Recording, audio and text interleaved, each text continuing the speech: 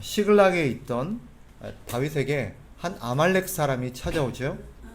그는 사울의 왕관과 팔 고리를 보여주면서 사울이 죽었노라라고 소식을 전해줍니다. 이 소식을 들은 다윗은 사울의 죽음을 애통하고 금식하며 슬피 울지요. 또 애가를 지어서 온 유다 사람들에게 부르게 함으로써 이 사울의 죽음을 함께 애곡합니다. 근데 본문을 곰곰이 묵상해 보면 좀 이해가 안 되는 부분이 있죠. 뭐냐면 우리가 알듯 사울은 다윗을 평생 동안 쫓아다니면서 죽이려고 한 사람입니다. 그러니 다윗의 입장에서 보면 사울은 어떤 사람이에요? 원수죠. 적입니다. 사실 상식적으로 생각한다면 사울의 죽음의 소식은 다윗에게 있어서는 반갑고 기쁜 소식이어야 마땅합니다. 그가 죽었으니 얼마나 마음이 편하겠습니까? 그죠? 그런데 오늘 이어지는 본문을 보면 그 소식을 들은 다윗의 반응이 의외지요. 오히려 사울의 죽음의 소식을 듣고 슬피 애곡합니다. 그리고 금식을 하죠. 또 그 반가운 소식을 전해준 이 아말렉 사람을 죽이지요. 그죠? 이런 대목들은 사실 어떻게 보면 이해가 안 되는 대목이기도 합니다. 왜 그랬을까? 이게 오늘 우리가 생각해 봐야 될 대목입니다. 왜 그 소식을 반가워하지 않고 슬퍼했을까? 또 어떻게 보면 자신에게 반가운 소식을 전해준 청년을 굳이 왜 죽였을까? 우리 앞에서 봤던 사무엘상 31장에 보면 사울의 죽음이 소상하게 기록되어 있습니다. 그 내용에 의하면 사울은 할례받지 않은 블레셋 사람의 손에 죽기를 수치스러워했고 결국 어떻게 죽습니까? 스스로 자결함으로써 그는 생을 마감하지요. 따라서 그 내용에 비추어 오늘 본문을 본다면 이 아말렉 사람은 거짓말을 한 겁니다. 그가 어떻게 이 사울의 죽음을 알게 되었고 사울의 왕관과 팔찌를 입수하게 되었는지는 분명하지 않아요. 그러나 정황상 그가 길보아 산에 갔다가 우연히 사울의 죽음을 목격하고 죽어있는 그에게서 이 왕관과 팔찌를 가져왔을 거라고 우리가 짐작해 볼 수 있습니다. 그가 왜 사울의 왕관과 팔찌를 탈취했는가? 여러 가지 우리가 유추가 가능하겠죠. 귀한 것이고 값어치 있는 거니까 이것을 챙겨서 어차피 전쟁에는 패배했으니 이것을 통해서 자기의 어떤 그런 소득을 추구했다라고 볼 수 있습니다. 그런데 오늘 이어지는 내용을 보면 그가 이 사울의 유품을 들고 다윗을 찾아와요. 그리고 다윗에게 자신이 사울을 죽였노라고 얘기를 합니다. 왜 그랬을까요? 왜 이것을 들고 다윗을 찾아와서 다윗에게 자기가 사울을 죽였노라고 얘기를 했을까? 이유는 분명하죠. 그죠? 다윗에게 뭔가 보상을 기대했을 겁니다. 자기가 사울의 소식을 전해주면 다윗이 기뻐할 테고 자신이 사울을 죽였노라고 얘기하면 아마 다윗에게 큰 상을 받지 않을까 기대했던 것 같습니다. 그가 그렇게 기대한 것은 뭐 때문일까요? 사울이 다윗을 죽이려 함으로써 이 다윗에게 사울이 적이라는 것은 세상이 다 아는 일이에요. 그러니 분명 자기 생각에는 다윗이 이 사울의 죽음을 반갑게 생각했을 거고 소식을 알려주면 기뻐했을 거라고 생각할 것입니다. 더군다나 자기가 친히 사울을 죽였더라고 얘기하면 공을 세우노라고 생각해서 상을 줄 거라고 생각했겠죠. 그리고 그 자신의 말에 신빙성을 더하기 위해서 사울의 유품을 챙겨와서 보여줬을 거라고 생각해 볼 수 있습니다. 그런데 아이러니하게도 자신이 했던 그 행동 때문에 자신이 했던 거짓말 때문에 자신의 목숨을 잃게 되죠. 그죠? 자기는 상을 기대했을지 모르지만 그것 때문에 결국 죽임을 당합니다. 이 아말렉 사람을 통해서 성경은 우리에게 뭘 얘기하고 싶었을까? 이 아말렉 청년의 이야기를 소상하게 우리에게 기록해 놓음으로써 우리에게 성경은 뭘 말하려고 하는 걸까요? 거짓말하지 마라. 거짓말하면 이렇게 망한다. 거짓말하면 이렇게 너희는 죽임을 당한다. 이런 교훈을 주기 위함일까? 물론 그런 교훈도 얻을 수는 있겠지요. 그죠? 괜히 욕심을 부리고 거짓말을 했다가 이렇게 오히려 큰 손해와 오히려 화를 당할 수 있다. 그러니 너희는 거짓말하지 말라. 이런 교훈을 얻을 수도 있겠지만 오늘 본문이 말하려는 핵심 본질은 아닙니다. 오히려 오늘 본문의 본질은 어디에 있냐면 그 아말렉 청년이 굳이 그렇게까지 거짓말을 하고자 했던 동기입니다. 이유가 뭐겠어요? 자신의 욕심 때문입니다. 성경이 지적하려는 핵심은 그가 사울의 죽음을 이용해서 자신의 욕심을 추구하려고 했었다라는 대목입니다. 단순히 거짓말했다는 게 아니라 이 사울의 죽음, 누군가의 불행이죠, 그죠? 누군가의 불행을 이용해서 자신의 욕심을 추구하려고 했었던 그 마음을 하나님이 지금 우리에게 지적하고 있는 거예요. 더군다나 이 아말렉 청년이 놓치고 있는 중요한 사실 한 가지가 있습니다. 사울이 누구예요? 오늘 본문이 힘주어서 강조하고 있는, 두 번이나 강조하고 있는 대목이 나옵니다. 여러분 색깔이 있는 펜을 가지고 좀 줄을 꺼 놓으시면 좋겠어요. 자, 14절에 보면 이런 대목이 나오죠. 줄을 좀 꺼 놓으세요. 네가 어찌하여 손을 들어 여호와의 기름 부음 받은 자 죽이기를 두려워하지 아니하였느냐. 줄을 좀 꺼 놓으세요. 네가 어찌하여 손을 들어 여호와의 기름 부음 받은 자 죽이기를 두려워하지 아니하였느냐. 16절로 갔어요. 16절 후반부에도 내가 여호와의 기름 부음 받은 자를 죽였노라 함이니라. 본문이 두 번이나 강조하고 있는 게 뭐예요? 네가 지금 무슨 짓을 저질렀다는 거예요? 여호와의 기름 부음 받은 자를 네가 죽였다. 네가 지금 한 짓이 뭐냐? 너는 지금 여호와의 기름 부음 받은 자를 죽였다. 그가 놓치고 있는 중요한 사실은 여호와의 기름 부음 받은 자를 죽였다는 것입니다. 우리가 아는 것처럼 다윗은 사울을 죽일 수 있는 기회가 두 번이나 있었어요. 또 세상 천지가 알듯 그는 사울을 죽일 수 있는 명분도 있었습니다. 정당방위지요. 그럼에도 불구하고 다윗이 두 번이나 주어진 기회를 뒤로하고 사울에 손대지 않았던 이유가 뭐예요? 그가 여호와의 기름 부음 받은 자였기 때문입니다. 그런데 이 아말렉 청년은 그 다윗이 감히 두려워서 하지 못했던 그 일을 두려움 없이 행했다는 거예요. 그것도 자기 입으로 뻔뻔스럽게. 도대체 여호와의 기름 부음 받은 자라는 사실이 왜 그렇게 중요하길래 다윗은 감히 이 사울의 악행에도 불구하고 자신을 죽이려고 했었던 그런 어떤 원수임에도 불구하고 감히 손대지 아니하였던 것일까? 또 오늘 본문과 관련해서 여호와의 기름 부음 받은 자가 도대체 어떤 의미가 있길래 다윗은 그 아말렉 청년을 죽였던 것일까? 여호와의 기름 부음 받은 자라는 것은 우리가 아는 것처럼 하나님이 세운 자라는 거죠. 그죠? 하나님이 구별하여서 하나님의 목적을 위해서 세운 사람이란 뜻입니다. 그 의미에는 어떤 의미가 담겨 있어요? 여러 가지 의미가 담겨 있는데 하나님께서 선택했고 하나님이 어떤 목적을 가지고 구별하여 세웠다는 의미 안에는 하나님의 소유라는 의미가 담겨 있습니다. 하나님의 거예요. 또 그는 하나님이 함께하면서 하나님이 보호하는 자입니다. 그리고 그는 모든 그 사람에 대한 책임이 하나님께 있다는 뜻이기도 합니다. 결국 그 사람을 죽이고 살리고는 누가 결정해요? 하나님이 결정한다는 뜻입니다. 따라서 여호와의 기름 부음 받은 자를 해친다는 것은 무슨 뜻이겠어요? 하나님의 권위에 도전하는 것이요, 하나님의 주권을 무시하는 것이요, 나아가서 하나님의 존재를 무시하는 것입니다.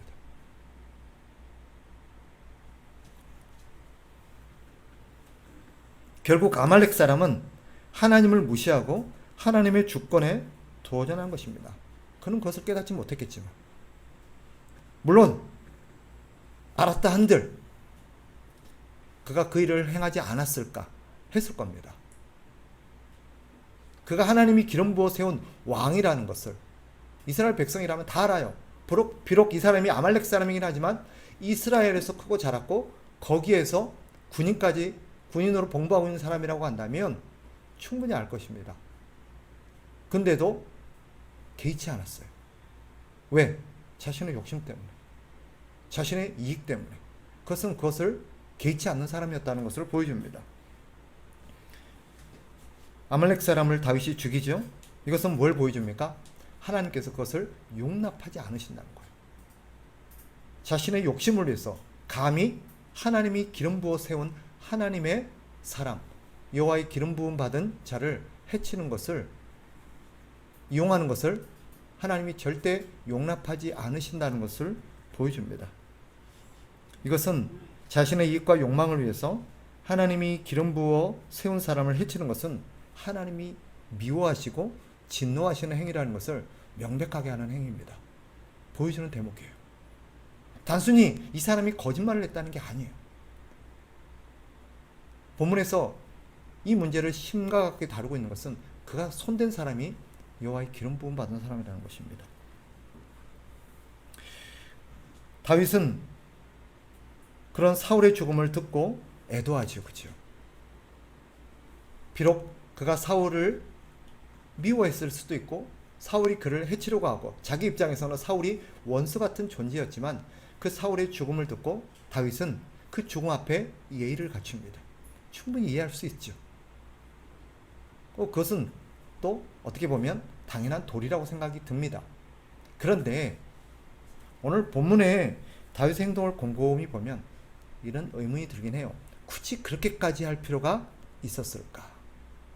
굳이 그렇게까지 할 필요가 있었을까? 자, 11절로 가보세요.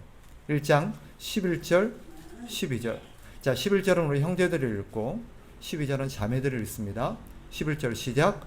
이에 다윗이 자기 옷을 잡아 찢음에 함께 있는 모든 사람도 그리하고 사울과 그의 아들 요나단과 여호와의 백성과 이스라엘 족속이 칼의 죽음으로 말미암아 저녁 때까지 슬퍼하여 울며 금식하니라.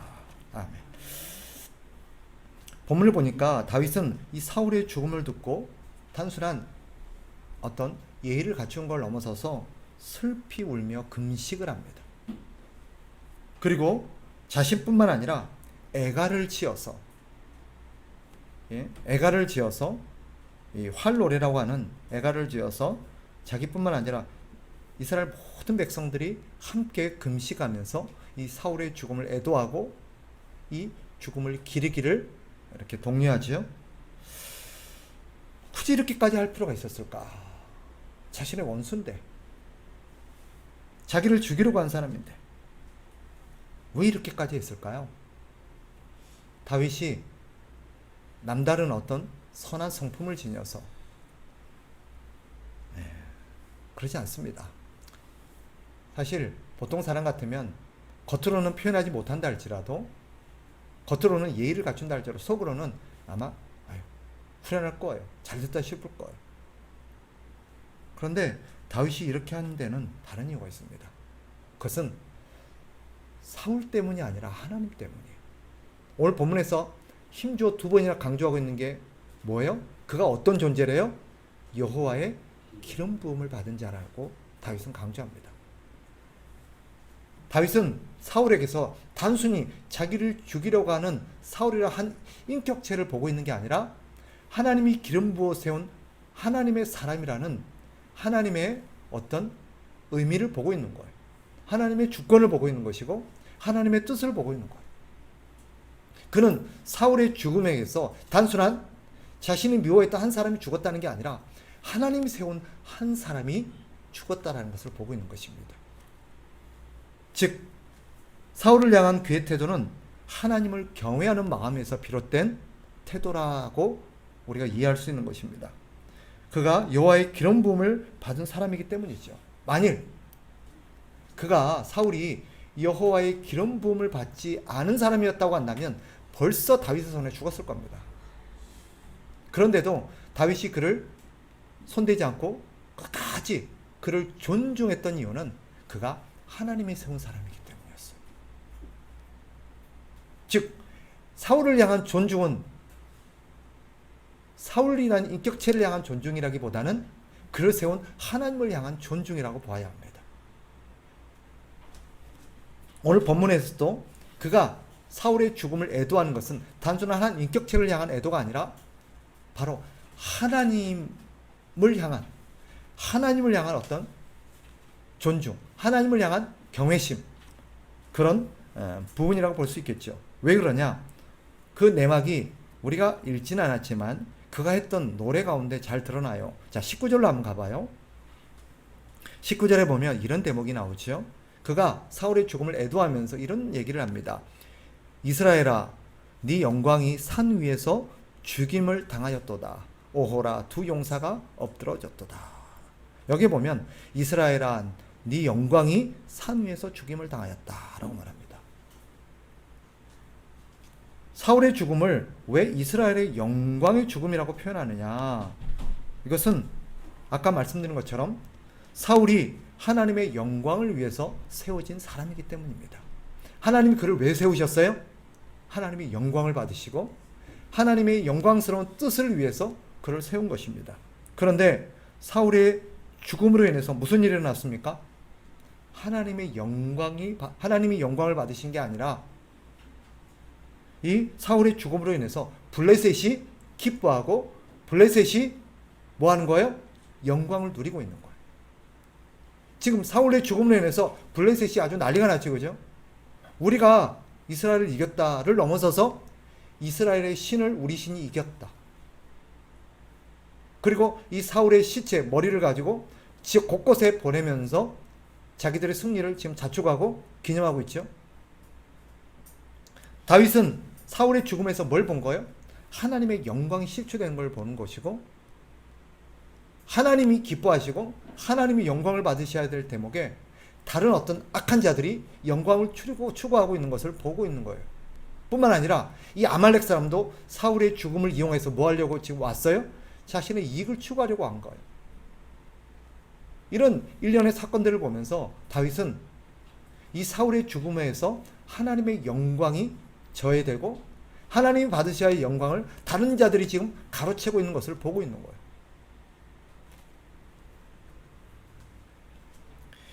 다윗은 하나님의 영광을 위해서 하는 사람이죠. 하나님의 영광을 추구했기에 사울을 존중하고 사울을 해치지 않았던 것입니다. 오늘 본문에서 다윗이 아말렉 청년을 죽이죠. 그죠? 이유는 분명합니다. 왜 그를 죽입니까?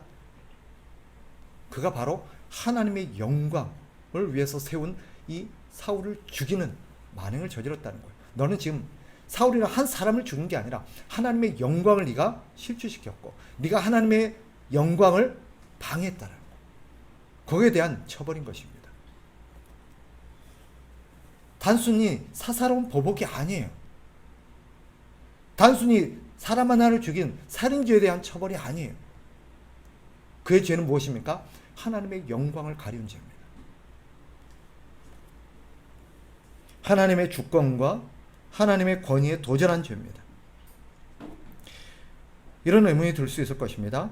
하나님이 기름 부음을 받은 사람, 하나님의 기름 부음을 받은 사람을 존중하는 것이 왜 하나님께 영광이 되는가?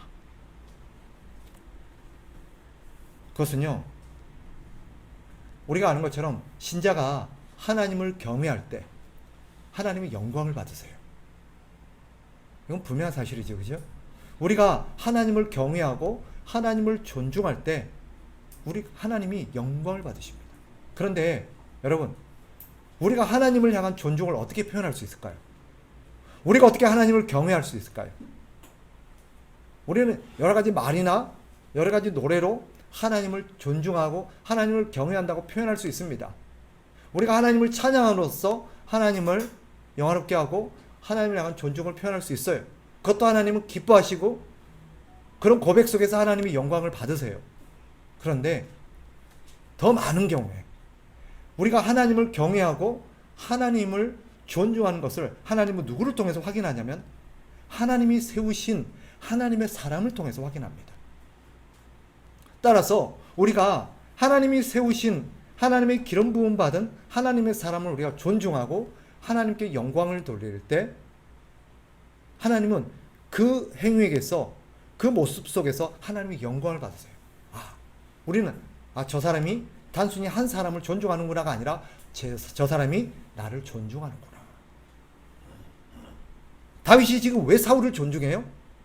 왜 사울을 이렇게 귀하게 대해요? 하나님 때문이잖아요. 다윗이 사울을 그렇게 귀하게 대하고 존중할 때 하나님이 영광을 받았어요. 하나님은 다윗의 그런 행동을 통해서 애가 참 착한 애가 아니라 제가 나를 존중하는구나, 제가 나를 경외하는구나 하는 것을 보는 것입니다. 따라서 우리가 하나님이 세운 사람을 존중하고 하나님이 세운 사람을 귀하게 여길 때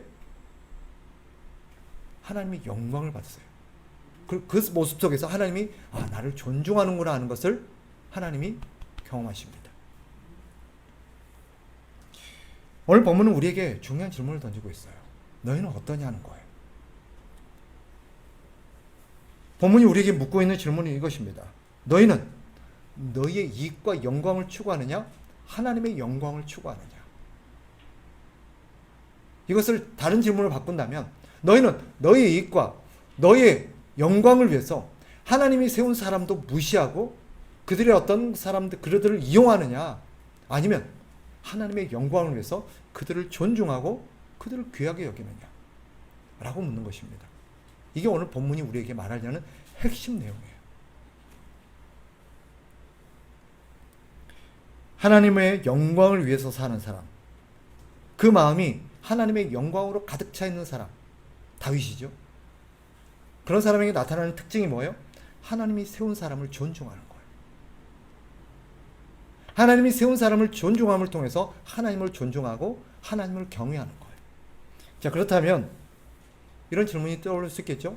오늘날 우리 시대, 우리가 살고 있는 지금의 하나님이 기름 부어 세운 하나님의 사람은 누구일까요? 대부분 목사님 정도를 떠올릴 것입니다. 목사? 아닙니다. 오늘 우리 시대에 하나님께서 기름 부어 세운 하나님의 사람이 누굽니까? 성도입니다. 성도. 많은 사람들이 이런 본문과 이런 메시지를 근거로 해서 여호와의 종, 기름 부음 받은 목사들을 존중하고 목사들을 경외하면서 목사들의 말에 순종해야 된다라고 요구할지 모르겠습니다. 아니에요. 하나님, 오늘날 우리 시대에 하나님이 기름 부어 세운 사람은 목사뿐만 아니라 모든 성도입니다. 모든 성도가 하나님이 구별하여 세운 사람이에요. 성도가 무슨 뜻이에요? 하나님이 구별하여 거룩하게 세운 사람이라는 뜻입니다. 여기는 우리 모두가 성도일 줄 믿어요. 우리는 누구예요? 여호와의 기름 부음 받은 하나님이 우리를 거룩하게 구별하여 세운 하나님의 사람들이에요. 여기 한 사람 한 사람들이 하나님이 세운 사람들이에요. 여러분들이 성도입니다. 여러분들이 구약으로 따지면 여호와의 기름 부음 받은 사람들이에요. 따라서 신자는요, 다른 성도들을 존중하고 다른 성도들을 귀하게 여길 줄 아는 사람입니다. 그 사람이 신자예요. 그 사람이 성도입니다. 그런 사람들은요, 다른 사람을 함부로 해치지 않아요. 진실한 성도고 진실한 하나님의 사람은 자신의 욕심을 위해서 성도들을 이용한다거나 성도들을 함부로 대하지 않습니다. 감히 말씀드리는데, 목사라고 자신의 욕망과 욕심을 위해서 성도들을 자기 마음대로 함부로 한다? 자기 종부리듯 한다? 그건 성도다운 짓이 아니에요. 그 사람은 진짜 성도가 아닐 수도 있습니다. 모든 성도는 하나님 앞에 존귀하게 구별하여 세운 사람이에요. 목사만 함부로 대한다고, 예전부터 우리가 그런 얘기 많이 들었죠. 목사를 대적하면 안 돼. 목사 함부로 하면 벌 받아. 사실일까요? 네, 맞습니다. 왜? 성도니까. 목사만 그럴까요? 아니에요. 목사가 다른 성도들을 함부로 대하는 것도 똑같이 벌 받아요. 왜? 똑같은 하나님의 구별된 성도기 때문이에요. 목사만 그렇게 한다고 벌 받는 게 아니라 여러분들이 다른 성도들에게도 그 사람이 진실한 하나님의 성도라고 한다면 하나님이 절대 가만 안 둘 겁니다. 오늘 본문은요, 이 아말렉 청년을 통해서 하나님이 기름 부어 세운 하나님의 신실한 하나님의 사람을 함부로 대하는 것을 하나님이 얼마나 미워하시고 얼마나 그것을 금하시는지를 잘 보여줘요.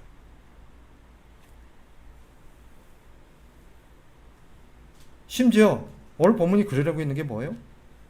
자신에게 해를 입힌 사람이랄지라도, 자신을 미워하고 자신을 괴롭히고 자신에게 해를 끼친 사람이랄지라도 오늘 본문은 뭐라고 알아요? 그 사람이 성도기 때문에 어떻게 해야 된다는 거예요? 함부로 우리가 해치지 않는 거예요. 서사로운 보복을 하지 않는 거예요. 그를 존중하는 거예요. 왜? 하나님을 경외하니까. 그게 성도예요. 다윗을 통해서 그걸 보여주는 거예요. 오늘 다윗이 그토록 우리 입장에서는 인간적으로 생각하면 미울 수 있고 차라리 그의 죽음이 반가운 소식일 수도 있을 텐데 그의 죽음을 애도하고 함께 슬퍼하고 금식하면서 그의 죽음을 기린 이유가 뭐예요? 그가 하나님의 사람이기 때문에. 하나님을 존중하니까 그 사람을 존중하는 거예요. 그런 사람은요, 다른 성도들의 불행을 자신의 욕심을 위해서 이용하지 않습니다. 주님은 말씀하셨어요. 우리 예수님은 마태복음 5장 44절에 이렇게 말씀하십니다. 나는 너희에게 이르노니 너희 원수를 사랑하며 너희를 박해하는 자를 위하여 기도하라. 너희 원수를 사랑하고 너희 박해하는 자를 위해서 기도하라. 여기서 문맥상 원수와 박해하는 자는 같은 존재예요. 그럼 누굴까요? 마귀도 우리의 원수죠, 그죠? 맞아요, 안 맞아요? 마귀도 우리의 원수잖아요. 마귀를 사랑하고 마귀를 위해서 기도하라는 뜻이겠어요? 절대 하나님 그렇게 가르치시지 않아요. 마귀를 대적하라고 그러죠, 그죠? 문맥상 여기서 말하는 박해하는 자, 원수는요, 우리가 생각하는 하나님 나라를 대적하고 하는 그런 마귀를 말하는 게 아니에요. 똑같은 성도를 말하는 거예요. 같은 하나님의 백성임에도 불구하고, 같이 하나님을 믿는 사람임에도 불구하고, 그 사람이 자기에게 원수같이 원수 대하듯 자기를 괴롭히는 걸 말하는 거예요. 문맥상 그래요. 그러니까 이 말씀은 어떤 거예요? 그가 나를 미워하고 내게 원수 같은 존재라 할지라도, 그가 나를 박해하는 사람이라 할지라도 어떻게 하래요? 그를 사랑하고 그를 위해 기도하라고 가르칩니다. 왜? 왜 우리가 꼭 그렇게까지 해야 돼요? 굳이 그렇게까지 해야 돼요? 왜? 뭐 때문에? 하나님 때문에. 그가 하나님이 기름 부어 세운, 하나님이 선택한 하나님의 백성이기 때문에. 그래서 그러는 거예요.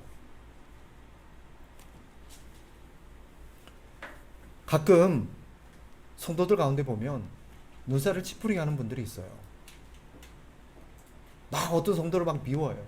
어떤 성도를 막 욕을 해요. 어떤 성도를 막 괴롭혀요. 왜? 그 성도가 나를 막 괴롭히고 나에게 손해를 끼치고 나에게 나쁜 짓을 했다는 거예요. 인간적으로는 이해가 되죠. 인간적으로는 이해가 돼요. 세상 사람들은 그래도 돼요. 그러나 하나님 우리에게 뭐라고 말씀하세요? 다윗을 통해서 말해요. 네가 감히 여호와의 기름 부음 받은 자를 해치기를 두려워하지 않는도다라고 말해요. 우리가 여호와의 기름 부음 받은 자, 다른 성도들을 함부로 해치지 않고, 그들을 함부로 우리가 욕하지 않고, 그들을 함부로 대적하지 않고, 사사로운 보복을 하지 않는 이유가 뭐예요? 하나님을 두려워하기 때문이에요. 하나님을 경외하기 때문이에요. 하나님께 모든 것을 맡기기 때문이에요. 우리가 뒤에 가서 보겠습니다만은 나중에 이 외에도 다윗을 대적하고 다윗을 괴롭히고 다윗을 미워했던 적들이 많이 있었어요. 그런데 다윗은 끝까지 그 사람들에게 손을 대지 않습니다. 그러나 그것을 하나님께 맡겨요. 하나님이 그를 처리해 주시기를 기도합니다. 시편을 보세요. 이렇게 신실하고 이렇게 다른 사람에 대해서, 그러니까 하나님의 사람이기 때문에 참고 존중했던 이 다윗이 시편은 잘 봐요. 얼마나 서슬퍼렇게, 그죠? 막 그들을 저주하고 그들을 미워하면서 그들을 향한 그들의 자신의 미움과 막 힘든 마음들을 쏟아냅니까? 왜 시편에는 그렇게 나와요? 그 대상이 하나님이기 때문에. 하나님께 그렇게 하는 거예요. 하나님께는 자신의 속내를 털어놓으면서 자신의 원통하고 상대를 향한 미움들을 막 쏟아내요. 하나님, 나 그 인간 너무 비워요. 하나님 빨리 그거 걔 좀 어떻게 해줬으면 좋겠어요. 너무 힘들고 너무 괴로워요. 어떻게 걔를 그냥 내버려둬요, 하나님? 하나님 그러면 저주받아도 싸잖아요. 하나님께 원통한 말을 막 쏟아내도 돼요. 그러나 사람의 당사자와 다른 사람에게는 그렇게 하면 안 되는 거예요. 그게 하나님을 존중하기 때문에. 신자의 소원은, 신자의 원칙은 오직 하나입니다. 신자는요, 이런 원칙으로 살아가요. 들어보세요. 바울이 빌립보서 1장 20절 21절에 이렇게 말합니다. 나의 간절한 기대와 소망을 따라 아무 일에든지 부끄러워하지 아니하고 지금도 전과 같이 온전히 담대하여 살든지 죽든지 내 몸에서 그리스도가 존귀하게 되게 하려 하나니 이는 내게 사는 것이 그리스도니 죽는 것도 유익함이라. 풀어보면 이런 말이에요. 내 간절한 기대와 소망은 하나다. 예전이나 지금이나 나는 하나님의 영광, 그리스도가 존귀케 되고 그리스도께서 영광을 받으시기를 원한다. 죽든지 살든지. 그것 때문에 다윗이 오늘 본문에서 그렇게 하는 거예요. 말씀을 정리하겠습니다. 성도는 어떤 사람이냐? 하나님의 영광을 위해서 사는 사람이에요. 그게 성도입니다. 성도랍시고 하나님의 영광이 아니라 자기의 영광, 자기의 이익, 자기의 이름, 자기의 명성을 추구한다면 성도다운 게 아니에요. 성도에게 가장 성도다운 특징 하나를 꼽으란다면 그 사람이 성도인지 어떻게 알아요? 왕성한 어떤 사역의 결과물이나 그에게 나타나는 여러 가지 은사나 그의 재능이나 그의 공로나 업적들이 아니에요. 그가 행동하고 있는 어떤 행동의 어떤 그런 것들이 아니에요. 가장 성도를 성도답게 하는 것은 뭐예요? 하나님의 영광을 추구하는 마음이고 그 하나님의 영광을 추구하는 마음으로 다른 성도들을 존중하고 귀하게 여기는 거예요. 이것이 우리 그리스도께서 우리에게 보여주신 길이기도 합니다. 예수님은 어떤 삶을 사셨어요? 하나님의 영광을 위해 살다 가셨지, 그죠? 하나님의 영광을 추구했던 그분의 삶이 어떤 모습으로 가장 극명하게 드러났습니까? 다른 영혼들을 사랑하고 돌보는 것으로.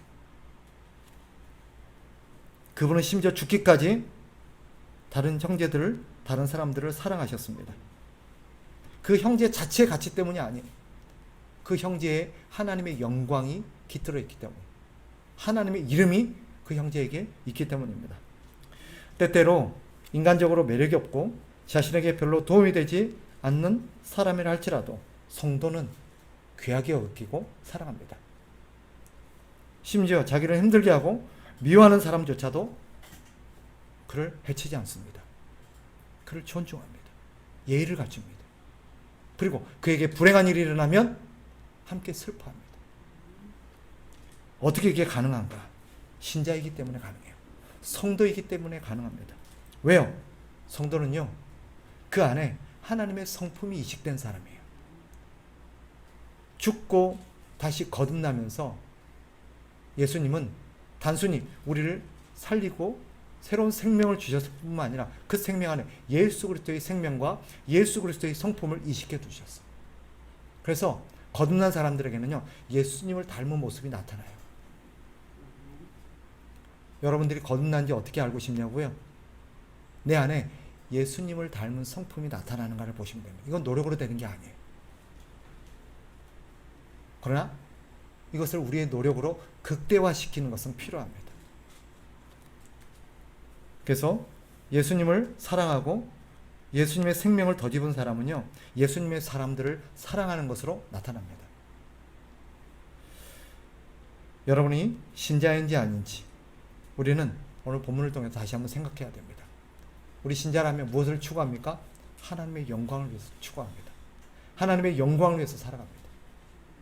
바라옵기는 하나님의 영광을 추구하는 저와 여러분들이 하나님을 가장 영광스럽게 하고 하나님을 가장 영화롭게 하는 길이 다른 사람들을, 하나님의 사람들을 사랑하고 그를 귀하게 여기고 그를 해치지 않고 그들을 돌보는 것으로 나타나야 된다는 것을 당부하고 싶습니다. 그것이 하나님을 기쁘시게 하는 길입니다. 이런 모습들이 우리 가운데 풍성하게 나타나기를 주의 이름으로 축복합니다.